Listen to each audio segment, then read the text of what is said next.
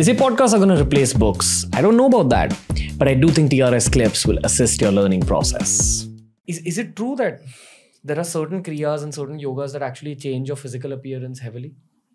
Yes. What happens? The cells start changing. The human cells begin to change. They get filled with more energy, which is normally not available to the human being. So they change. Even physically, a Kriya Yogi will, no, he may look similar to others, but there will be some change in him, which people can make out when they meet, when they talk. There's something about this guy which is uncanny. It's because it's not a deliberate thing. As you practice Kriya, the cells get charged with energy. And therefore, they are no longer like an ordinary cell. What I've understood from a slightly scientific perspective is that your breathing becomes slower and deeper. Am I right in saying that? Yes, your breathing becomes slower and deeper, but also the prana, the life energies which are usually not released from the centers called the plexuses, they get released. That's also there. So your body holds energy in these packets. Yes. Which gets opened up. Opened up. And everybody's got those energies as well. Yes. Waiting to be opened up. Exactly. Which is why I will now ask you about what Kundalini is. I have never asked this on the show. And I know it was an area of interest when you were young, and it's been an area of interest throughout your life, of course. But if someone's never heard of the word Kundalini, I would love for you to explain it, sir. I avoid this word Kundalini because today it's a very exploited term. Every Tom, Dick and Harry is raising his Kundalini for $500 today. If you go onto the internet, that's not Kundalini, it's something else. I don't know what it is. Now, what is the meaning of the word Kundalini? Kundalini, Kula Kundali, it's called in the Tantras. Now, the Tantras have two sections. One is the Mantrayana section. It's dealing with mantras where Sri Vidya and so on comes. The Yoga Tantras are those which deal with this energy in the human body.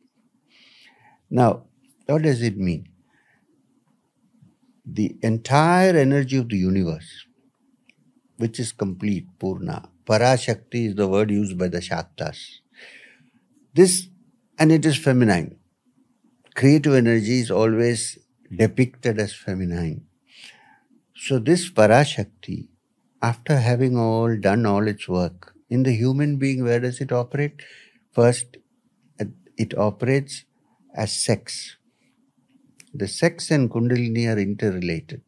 It is the same energy, but in a different way. So, Kundalini, you don't want to, as a Shakti, is also called Bhujangi because it's like a snake. In the sense, there is no snake there, but it's coiled. And it raises its hood, meaning it awakens. This energy, through sex, creates another human being. It's a creative energy, right? So what happens in sex? The semen goes into a woman's womb, and then a new being is created. This is created by the same energy which we call Kundalini, acting through sex. Which is why somewhere people have got this connection between sex and Tantra, which of course has been exploited beyond recognition. Now, this energy, after having made a child, doesn't dissipate. It stays. Where does it stay? In the bottom of the spine, in the center called the Muladhara. Your lowest chakra? Lowest center. Lowest not in the sense of low and high, but in the bottommost. Physically. Physically low. Yes. So it stays there. And whenever a person has a sexual excitement or enjoyment, it is the same energy that operates. Now the yogi, what he does is, instead of allowing it to express itself too much in the sexual field, he controls it and turns it around and makes it ascend the spine.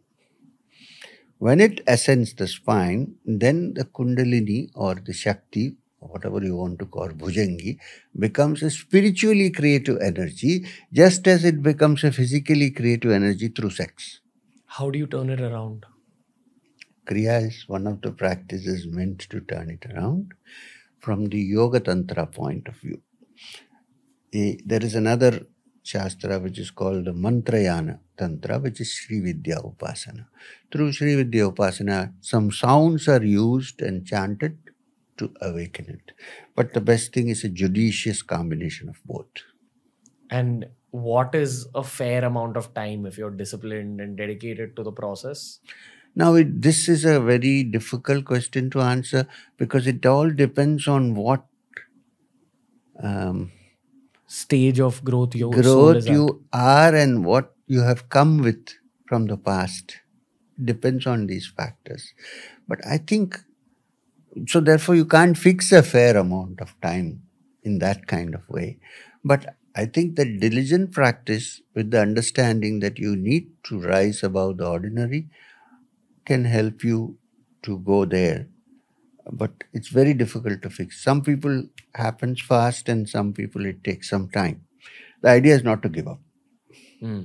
Because it'll carry on into your next birth. Yes. And also, I feel it's better that it goes slowly and matures rather than suddenly happens. Because the energy is so powerful that there are cases when it has suddenly happened and the body and the mind is not able to cope with it and people become somewhat semi-crazy.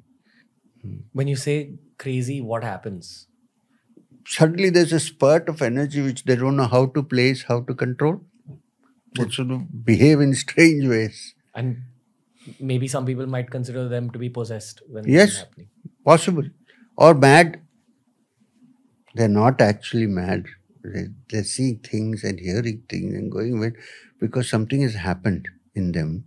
So I think the best thing is that it happens in a slow pace till the whole mind and body becomes mature to take the impact of the arousal. That's why I'm very concerned when people give techniques without preparing the person properly. I'm very concerned. And because I get people writing to me on mail, email, and so on, saying, I went to so and so, somebody. He taught me this, and now what has happened? My whole body is shaking. Something is going up my spine. I can't eat and drink. I'm suffering. Please help me. Now, I always tell them, look, you have to go back to that person and ask, what did you learn? What did you teach? And he should be able to help you. Then they say he's unreachable. If he's unreachable, then what kind of a teacher are you? So, you know what I'm trying to You need a stable, experienced guru to teach you these things. You need a stable person to teach one thing. Second is, you should follow through if you taught somebody something. Because it's unexplored territory largely. And you don't know where the pitfalls are. The poor guy doesn't know. So you need to. So I do it very carefully. I don't generally easily give to people. Not because I'm trying to hide it. It's for their own good. So is your Kundalini rising the same as you getting enlightenment? Is it the same, or moksha or nirvana, or are they two different things?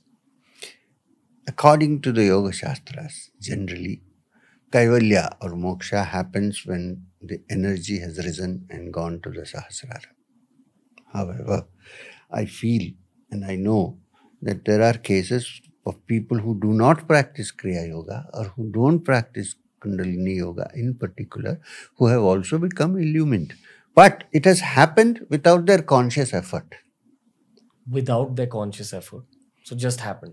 Happened because their mind has become so purified and over many lives they have been working towards it. They don't need to go through this process. But it has awakened in some centers. It may not have gone through the usual yogic course from Muladhara to the Sahasrara. There are cases of people for whom suddenly the energy has opened up in the heart center. They suddenly feel that all the bliss and feelings and energies and thoughts and attention has come to, for instance, the anahat. In their heart chakra. Hearts. And there is a great amount of bliss. They don't know anything about the Muladhara, nothing, it suddenly come.